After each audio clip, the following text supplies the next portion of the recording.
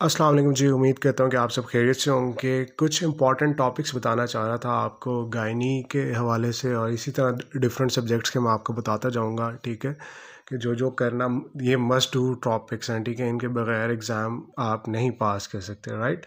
तो ये करना ज़रूरी है। अभी जो मैं आपको गायनी के टॉपिक्स बताने लगा हूँ, they are from the 10 teachers, ठीक है। उसके चैप्टर वाइज मैं बताऊँगा। अगर आपके पास ये जो मैं बता रहा हूँ ये 20 एडिशन से बता रहा हूँ, ठीक है, इंपॉर्टेंट टॉपिक्स, ठीक है। तो अगर आपके पास कोई और एडिशन है तो आपने चैप्टर में देख लेना, आगे पीछे थोड़ा सा करके देख लेना, ताकि आपको मसला ना हो। तो क्योंकि टॉपिक की हेडिंग सेम है, बाकी आगे पीछे हो सकता है, लेकिन मैं जो अभी बता रहा हूँ 20th एडिशन 10 टीचर से आपको बता रहा हूँ, ठीक है। सो सबसे पहला है जी हमारे पास डेवलपमेंटल एनाटमी जो चैप्टर है, ठीक है। इसके अंदर एमसीक्यूज वगैरह आते होते हैं यूजुअली कॉमनली, कि कौन से जो आपका है ऑर्गन है, कौन सी चीज़ जो है वो किस चीज़ से बन रही है, ठीक है। इस तरह के एमसीक्यूज आ जाते हैं। मुलेरियन ऑब्स्ट्रक्शन या इम्परफोरेट हाइमन जिसे कहा जाता है, ठीक है। ए जेनेसिस डुप्लीकेशन, ये इंपॉर्टेंट है, ये यूक्यू आता होता है, ठीक है, और ये इम्पॉर्टेंट है क्वेश्चन के हिसाब से। फिर वजाइना की डेवलपमेंट पूछी जा सकती है, यूरेटर का कोर्स पूछा जा सकता है, और साथ में यूट्राइन आर्टरी के जो है चीज़ें जो है वो पूछी जा सकती हैं। ये वो चीज़ें हैं जो कि इम्पॉर्टेंट हैं, जो कि पूछी जाती हैं अक्सर, ठीक है, एग्ज़ाम के अंदर। इसका मतलब हरगिज़ ये नहीं है कि सिर्फ यही पूछी जाएंगी, ठीक है। आपने बाकी सारा भी करना है, लेकिन इनको ख़ास फोकस करना है, क्योंकि ये जो है हाई यील्ड टॉपिक्स हैं और ये जो है बहुत ज़्यादा इंपॉर्टेंट है, ठीक है। चैप्टर 2 के अंदर जो है वो आपने हिस्ट्री एग्जामिनेशन की जो वीडियोज़ हैं हमारी, वो आपने देख लेनी है, ठीक है। इसी के नीचे लिंक होगा, आपने वो चीज़ देखनी है। तो उसमें आपको कंसिडर हो जाएगा कि कैसे कैसे लेनी है हमने हिस्ट्री, और कैसे कैसे एग्जामिनेशन करना है, ठीक है। और आप अगर चाहें तो बुक से भी पढ़ सकते हैं, राइट। उसके बाद जो है आप आ जाते हैं चैप्टर 3 के ऊपर, जो कि hormonal control of menstrual cycle और हार्मोनल डिसऑर्डर्स हैं, ठीक है। इसमें हाइपोथैलेमस पिट्यूटरी एक्सेस ये अक्सर ड्रॉ करने के लिए आ जाता है, और ये काफ़ी इंपॉर्टेंट है, ठीक है। उसके बाद ओवेरियन और मेंस्ट्रुअल साइकिल आपको पता होना चाहिए कि ये क्या होते हैं, इनके कौन कौन से फेजेस होते हैं। याद रहे ये दो अलग-अलग साइकिल्स होते हैं, ठीक है, लेकिन हो रहे होते हैं एक दूसरे के साथ लिंक्ड ही होते हैं। तो ये अक्सर बच्चों को नहीं पता, ये दोनों को एक ही समझ रहे होते हैं, तो ये चीज़ जो है आपने याद रखनी है। उसके बाद प्रिकॉशियस प्यूबर्टी क्या होती है, ये किस एज में हम इसे कह देते हैं, और डिलेड प्यूबर्टी हम किसको कहते हैं, इनकी कॉजेज़ क्या होती हैं, ठीक है। ये पूछी जाती हैं, एमसीक्यूज़ के अंदर आती है, वाईवे वगैरह के अंदर भी पूछी जा सकती हैं। डिसऑर्डर्स ऑफ सेक्सुअल डेवलपमेंट, ये पढ़ना चाहे तो सारा पढ़ सकते हैं आप, लेकिन इसमें टर्नर सिंड्रोम लाजमी पढ़ना है, ये बहुत ज़्यादा इंपॉर्टेंट है। ये पीड्स वगैरह के अंदर भी इंपॉर्टेंट है, और इसके अंदर भी इंपॉर्टेंट है।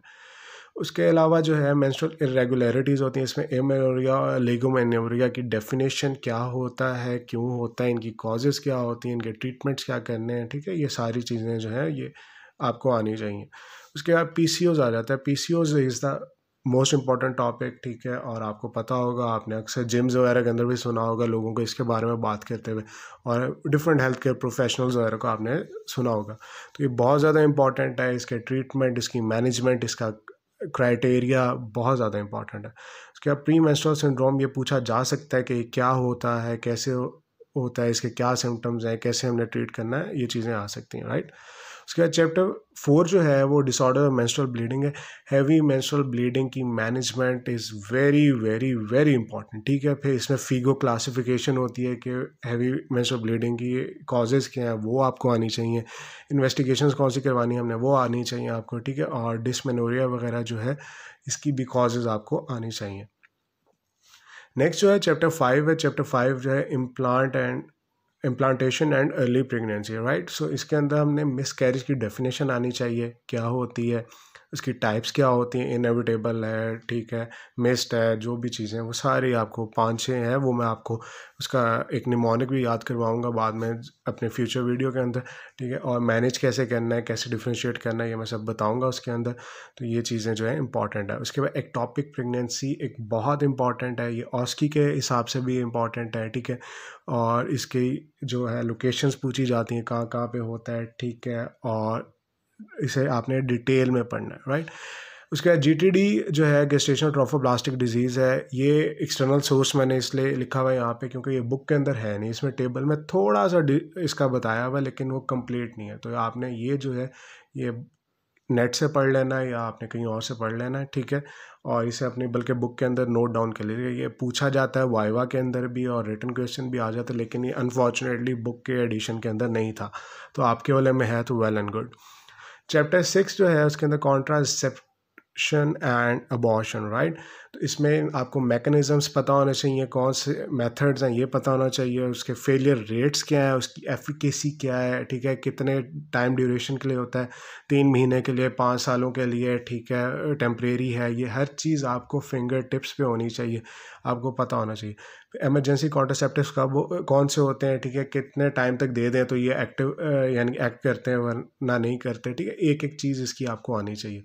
अबॉर्शन क्या होता है, ठीक है, इस मीथोट्रेक्सेट की डोज क्या होती है, ठीक है, सॉरी मीथोट्रेक्सेट नहीं, मीज़ोप्रेस्टोल वगैरह उनकी जो है डोजेस जो है वो क्या होती हैं, ये आपको सारा कुछ पता होना चाहिए, ठीक है। मीथोट्रेक्सेट आपको एक्टोपिक प्रेगनेंसी के अंदर जो है पता होना चाहिए कि उसके अंदर उसके क्या कॉम्प्लिकेशंस हो सकती हैं, क्या कॉन्ट्रा इंडिकेशन, वो सारी आपने उसके अंदर पढ़ लेनी है, राइट। उसके बाद आपने सिर्फ फर्टिलिटी जो है उसका चैप्टर है, ये इंपॉर्टेंट है, इसमें कॉजेज़ पता होने चाहिए, मेल्स की क्या कॉजेज़ हैं, फीमेल की क्या कॉजेज़ हैं, इनके हिस्ट्री के पॉइंट्स आपको बहुत ज़्यादा इंपॉर्टेंट है। एक टेबल बना हुआ है बुक के अंदर, वो आपको बहुत अच्छे से आना चाहिए, ठीक है। उसकी इन्वेस्टिगेशंस कौन सी होती हैं, ठीक है, ये मेल्स की क्या है, फीमेल्स की क्या है। मेल्स के अंदर सीमन फ्लूइड एनालिसिस होता है, ये एक WHO का की वो है क्राइटेरिया, इसकी वैल्यूज़ वगैरह आपको रटी होनी चाहिए, आपको जो है फिंगर टिप्स पे होनी चाहिए, राइट। फिर in vitro fertilisation, intrauterine insemination, ये चीज़ें आपने पढ़ लेनी है अच्छे से, ठीक है। और इन विट्रो फर्टिलाइजेशन के स्टेप्स हैं, ये भी आपने जो है एक दफ़ा याद कर लेना है। उसके बाद चैप्टर 8 है menopause and post menopausal health, ठीक है। उसके अंदर आपको डेफिनेशन आनी चाहिए, मेनोपॉज की डेफिनेशन क्या है, उसकी मीडियन एज क्या होती है, उसे हम कैसे डायग्नोज करते हैं, कौन से हार्मोन लेवल्स हम चेक करते हैं, ठीक है, इफ़ेक्ट्स क्या होते हैं मेनोपॉज के। और ऑस्टियोपोरोसिस, ठीक है, जो आपने मिल्क के एड्स वगैरह भी देखे होंगे टीवी के ऊपर, ठीक है, उसमें आता है कि बोन स्ट्रॉन्ग्स हो, वुमेन स्ट्रॉन्ग, ये वो चीज़ें, ठीक है। तो वो सारी ऑस्टियोपोरोसिस क्या होता है, क्यों होता है, कौन से हार्मोन्स इन्वॉल्व होते हैं, ये पूछा जाता है, ठीक है। और इफ़ेक्ट्स के अंदर हॉट फ्लशेस वगैरह है, सोमैटिक, ये वो हर चीज़ जो है वो टेबल बना हुआ है, आपने वो रट्टा होना चाहिए आपको, ठीक है। उसके बाद जो है चैप्टर 9 जो है वो आपका जेनिटो यूरिनरी प्रॉब्लम्स है। इसमें जो है आपकी जो है वो STIs हो जाती हैं, सेक्सुअली ट्रांसमिटेड इन्फेक्शन है, जिसमें बैक्टीरियल वेजिनोसिस सबसे ज़्यादा पूछा जाता है, ठीक है। इसका क्राइटेरिया जो एम्सल्स क्राइटेरिया वगैरह हैं वो पूछे जाते हैं, ठीक है। उसके बाद जो है कैंडिएसिस, ठीक है, ये लाजमी पूछा जाता है कि कर्डी वाइट डिस्चार्ज आ रहा है जी, तो ये क्या होगा इसका। गनोरी है, उसके बाद क्लेमीडिया है, ये चीज़ें जो है इम्पॉर्टेंट है। Pelvic inflammatory disease is a very important topic, ठीक है, और इससे वाइवे के अंदर भी पूछा जाता है, बहुत ज़्यादा पूछा जाता है, सो इसको आपने करना है। उसके बाद जो चैप्टर 10 है वो यूरोगाइनकोलॉजिकली जो है पेल्विक प्रॉब्लम्स हैं, ठीक है, यूरोगाइनी से रिलेटेड हैं सब कुछ, ठीक है। इसके अंदर आपने जो है वो स्ट्रेस इनकंटिन्यूस पे ज़्यादा फोकस करना है, उसकी ट्रीटमेंट, इन्वेस्टिगेशंस, मैनेजमेंट, ठीक है। उसके बाद डेट्रूसर ओवर एक्टिविटी है, वो देख लेना आपने, उसकी मैनेजमेंट वगैरह सब आना चाहिए। यूवी प्रोलैप्स बहुत ज़्यादा इंपॉर्टेंट है, ये एक क्वेश्चन मस्ट डू क्वेश्चन है, ठीक है, और ये आता होता है पेपर के अंदर। और इसमें जो है वो रिस्क फैक्टर्स आपको पता होना चाहिए, इसके स्पोर्ट लेवल्स पता होना चाहिए, इसकी स्टेजेस पता होनी चाहिए, ठीक है, इन्वेस्टिगेशंस, इसकी मैनेजमेंट कैसे करनी है, कंजर्वेटिव भी और जो परमानेंट है वो भी सारी आपको पता होनी चाहिए, राइट। सो चैप्टर जो 11 है उसके अंदर benign conditions ovary and pelvis हैं, ठीक है। इसमें आपको ओवरी के जो ट्यूमर्स वगैरह हैं उनकी आपको क्लासिफिकेशन आनी चाहिए, उसके ट्यूमर मार्कर्स का पता होना चाहिए, ठीक है। ये MCQs में आते होते हैं ट्यूमर मार्कर्स, ठीक है, और वाइवा में भी पूछ लेते हैं जी फलाना ट्यूमर है, इसका बताएं क्या होता है, सो ये आपको आनी चाहिए। ओवेरियन टॉर्शन जो है वो इसके अंदर इम्पॉर्टेंट है, और अगर हम सर्जरी की बात करेंगे जब उसके अंदर जो है वो टेस्टिकुलर टॉर्शन जो है एक यूरोलॉजी का एक टॉपिक है, ठीक है। तो इसके अंदर जो है ovarian torsion is very important. तो एंडोमेट्रियोसिस पूछा जाता है, ये भी एक बहुत इंपॉर्टेंट क्वेश्चन है, यानी कि मैं अगर कहूँ कि इसके बगैर क्वेश्चन पेपर इनकम्प्लीट होता तो ये वो वन ऑफ दैट क्वेश्चन है, राइट। सो उसके बाद चैप्टर जो 12 है उसके अंदर हमारे पास benign conditions of uterus cervix है, एंडोमेट्रियम है। इसके अंदर पोलिप्स आ जाते हैं, पोलिप्स की टाइप्स है, सर्वाइकल है, एंडोमेट्रियल है, ठीक है, वो आपने देख लेनी है। उसके बाद एशरमैन सिंड्रोम क्या होता है, क्या इसका ट्रीटमेंट होता है, किस प्रोसीजर के बाद होता है, ये आपको पता होना चाहिए, राइट।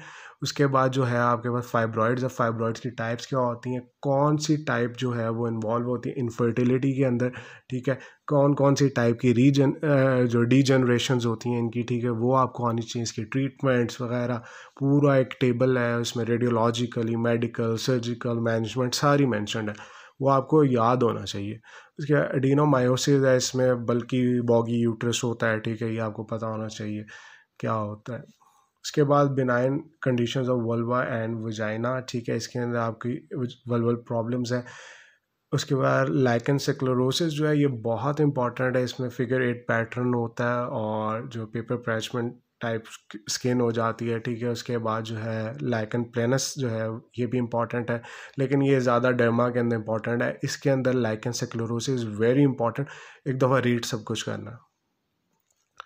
उसके बाद जो है चैप्टर 14 के अंदर मलिग्नेंट डिजीज़ ऑफ ओवरी है, जिसके अंदर ओवेरियन कैंसर की क्लासिफिकेशन आनी चाहिए, ठीक है। उसके बाद स्टेजिंग कर सकते हैं या तो वेल एंड गुड, ठीक है, नहीं तो एक जनरलाइज स्टेजिंग जो होती है वो आपको लाजमी आनी चाहिए, इन केस अगर क्वेश्चन आ जाए तो आप कुछ ना कुछ लिखने के काबिल हो।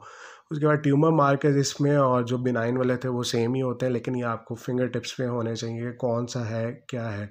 जब मैं आगे फ्यूचर में इसकी इंशाल्लाह वीडियो बनाऊंगा तो उसके अंदर मैं आपको बताऊंगा कि इसको कैसे कैसे हमने करना है, कैसे कैसे निमोनिक है इसका, वो मैं आपको सारा बताऊँगा। डर्मोइड सिस्ट ऑस्की के अंदर भी इम्पॉर्टेंट है, ये आपके वाइवा के अंदर भी इम्पॉर्टेंट है, ये आपके जो है एग्ज़ाम के अंदर भी इम्पॉर्टेंट है, आपके एमसीक्यूज़ के अंदर भी इम्पॉर्टेंट है, हर चीज़ के अंदर इम्पॉर्टेंट इसका इंसिडेंस और इसका मेलिग्नेंसी जो इसका रिस्क है, हर चीज़ आपको इसकी जो है ना A to Z आनी चाहिए। उसके चैप्टर 15 है, उसके अंदर malignant disease of the uterus है, जिसके अंदर आपको एंडोमेट्रियल कार्सिनोमा, इसकी टाइप्स, इसके पैटर्न्स, ठीक है, हर चीज़, इसके रिस्क फैक्टर्स, प्रिवेंटिंग फैक्टर्स, हर चीज़ आनी चाहिए, ठीक है। और उसके बाद एंडोमेट्रियल बायोप्सी है, जिसको हम पाइपल के थ्रू लेते होते हैं, इसका प्रोसीजर वगैरह आपको आना चाहिए, ये वाइवे और वगैरह के अंदर जो है पूछा जा सकता है और क्वेश्चन भी आ सकता है। उसके बाद जो pre malignant disease of the lower genital track है, और इसके अंदर जो है हमने सर्वाइकल कार्सिनोमा जो है वो इम्पॉर्टेंट है, पैप स्मीयर इम्पॉर्टेंट है, कैसे करते हैं, कितने डिग्री से घुमाते हैं उसे, कौन सा स्पैचुला यूज़ होता है, ये आपको एक एक चीज़ इसकी आनी चाहिए, राइट। उसके बाद गायनी के कुछ सर्जिकल थेराप्यूटिक जो है वो प्रोसीजर्स हैं, जिसमें हिस्टेरेक्टमी आपको पता होना चाहिए, कैसे कैसे अगर हम इसकी टाइप्स होती हैं, वजाइनल है, एब्डोमिनल है, सारी वो आपने पढ़ लेनी है, ठीक है। और उसकी आपको पैटर्न पता होना चाहिए, कौन से चीज़ें पहले लाइगेट करते हैं, नीचे से जा रहे हैं ऊपर तो कैसे करेंगे, ऊपर एब्डोमिनल साइड से नीचे को आ रहे हैं तो कौन कौन से पहले लाइगेट करेंगे, सब पता होना चाहिए। इसके इंसीजन्स फेनेस्टील इंसीजन है, डिफरेंट मिड लाइन इंसीजन है, ये आपको पता होना चाहिए। हिस्टेरोस्कोपी, इसकी इंडिकेशंस, कॉम्प्लिकेशन, इन सब की कॉम्प्लिकेशंस वगैरह जो इंडिकेशंस आपको पता होनी चाहिए, ठीक है। फिर लेप्रोस्कोपी कैसे करते हैं क्या, इसका सब पता होना चाहिए। उसके बाद सिस्टोस्कोपी वगैरह इसका भी पता होना चाहिए, ठीक है। इसके साथ ही ये हमारी जो थी वो लास्ट स्लाइड है, ठीक है। और इसके अंदर आपने जो है बेसिकली क्या करना है कि ये चीज़ें मैं दोबारा से कह रहा हूँ कि these are the important backbone है, ये चीज़ें अगर आपको आती हैं तो आप पास हो सकते हैं इजीली, लेकिन अगर आपने स्कोर करना है अच्छा स्कोर तो आपको फिर सारा कुछ आना चाहिए, राइट। लेकिन ये मस्ट डू टॉपिक्स हैं, इनके बगैर कोई पास नहीं हो सकता, राइट। और बाकी जो है इसके अंदर आप जो चीज़ें हैं वो देख सकते हैं, इसके अलावा जो चीज़ें एक्सटर्नल सोर्सेज से बताई गई हैं वो आप देखेंगे फ्रॉम द इंटरनेट और वो आपने नोट डाउन कर लेनी है। इसके अलावा अगर आपको कोई मसला आता है you can comment down below, so stay tune, thank you very much.